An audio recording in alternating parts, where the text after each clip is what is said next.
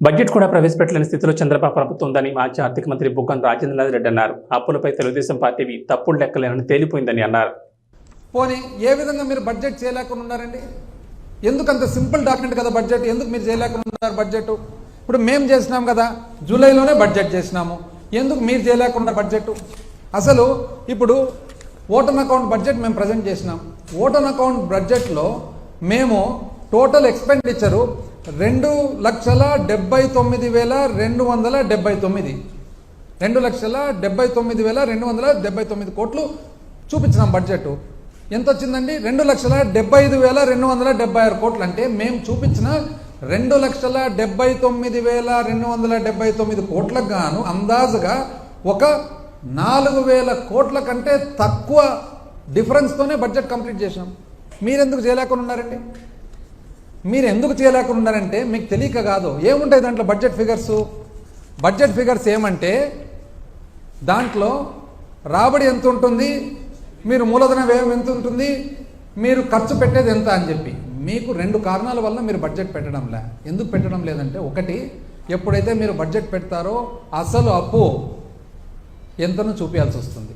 అసలు అప్పు ఎంతైతే చూపిస్తారో మీరు చెప్పిన, ఒకరైతే 14 లక్షలు, ఒకరు 13 లక్షలు, ఒకరు 10 లక్షలు, ఒకరు 12 లక్షలు. ఏందండి అన్యాయంగా? అరే, ఒకవైపు కేంద్ర ఆర్థిక శాఖ మంత్రి వర్యులు చెప్పినారు ఏమని, అప్పు ఎంత ఉందని. ఒకవైపు సిఏజీ రిపోర్ట్ ఇస్తుంది, ఒకవైపు ఆర్బీఐ రిపోర్ట్ ఇస్తుంది. అది కాదని చెప్పి ఎవరు కొద్ది వాళ్ళు. అసలు అక్కడ కేంద్ర ఆర్థిక శాఖ మంత్రి వర్యులు స్టేట్మెంటు 4 లక్షల చిల్లర కోట్లు ఇస్తే, ఇక్కడ బీజేపీ స్టేట్ ప్రెసిడెంటు 13 లక్షలు అంటారు. ఎక్కడ 4, ఎక్కడ 13? ఏమన్నా అర్థం ఉంది అది ఇళ్లలో? అసలు ఇంత అన్యాయంగా దాంట్లో ఎట్లా? ఇప్పుడు చివరికి ఏం చేసినారు, 9,74,556 అంటారు. అది ఏ విధంగా? 4,38,278 రాష్ట్ర అప్పది ఒప్పుకుంటున్నాం, okay. Public account liability 80,914, okay. Corporation మీరు 2,48,000 అంటున్నాం, మేము కాదు 2,18,000 అంటున్నాం. కార్పొరేషన్ ఎట్లా తప్పపోతాయండి? కార్పొరేషన్ అకౌంట్స్ అన్నీ కూడా, ఏ అకౌంట్ చూసినా కూడా పబ్లిక్ కంపెనీస్ అవి. అంటే ఎలక్ట్రిసిటీ, డిస్కాము, సివిల్ సప్లైస్, ఇవన్నీ కూడా ఆడిట్ జరుగుతుంది. కంపెనీస్ యాక్ట్ కింద ఫార్మ్ అయిన కంపెనీలో ఆడిట్ జరుగుతుంది. ఆ ఆడిట్ ఎవరు? సిఏజీ ఆడిట్ చేస్తుంది. ఎట్లా తప్పిస్తారండి వాళ్ళు? రెండో point, civil supplies, power sector 36,000 కోట్లు, 34,000 కోట్లు. అంటే డబుల్ ఎంట్రీనా? ఆల్రెడీ మీరు చెప్పిన కార్పొరేషన్ డెట్లో కార్పొరేషన్ లోపల వచ్చేస్తాయి ఇవి. రెండోసారి మళ్ళీ చూపిస్తారు. అంటే అంత అమాయకంగా ఉంటామా? అంటే ఒకవైపు ఆల్రెడీ కార్పొరేషన్ అప్పు కింద చూపిస్తారు, మళ్ళీ పవర్ది ఇంత అప్పు అని చెప్తారు. ఎట్లా వస్తుందండి? Out standing due to vendors అంటే కాంట్రాక్టర్లకు అప్పులంట. 90,000 కోట్లు ఇంకా అప్లోడ్ చేయలే అంటారు. అప్లోడ్ చేయని ఎట్లా చెప్తారండి మీరు అప్పని? అప్లోడ్ అయితే కదా మీకు తెలిసేది. అయిపోతుందమ్మా, అన్నీ అయిపోయి, తొందరపడకు, ఉంది కదా టైం. అదేవిధంగా డ్యూస్ టు ఎంప్లాయీస్ ఒప్పుకుంటున్నాం. ఈ విధంగా చూస్తే ఎంత వస్తుందండి? ఇంచుమించు మేము చెప్పిన 7 లక్షల చిల్లర కోట్లకు దరిదాపుల దగ్గరకు వస్తుంది.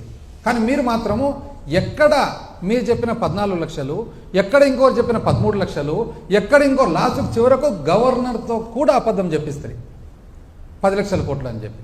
ఇప్పుడు దాన్ని రీచ్ కావాలా, ఎట్లా రీచ్ కావాలనేది. దీనివల్ల మీరు ఇప్పుడు బడ్జెట్ ప్రజెంట్ చేయడంలే. రెండవది, మీరు బడ్జెట్ ఎప్పుడైతే ప్రజెంట్ చేస్తారో ఆటోమేటిక్గా బడ్జెట్లో మీరు మీ స్కీములన్నీ పెట్టాల్సి వస్తుంది కదా. ఇప్పుడు మీరేమంటున్నారు? డక్అవుట్ అన్నారు.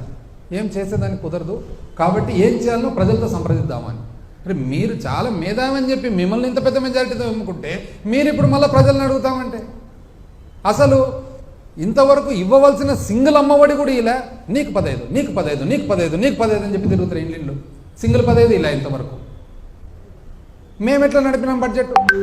2,79,279 కోట్లు పెడితే 2,55,000 కోట్లు, అంటే కేవలం 4,000 కోట్ల డిఫరెన్స్తో నడిపినాం కదా.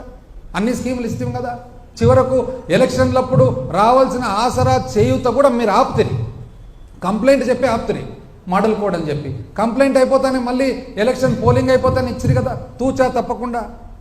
అంత సులభంగా ఉండదండి, చాలా కష్టపడాల్సి వచ్చింది.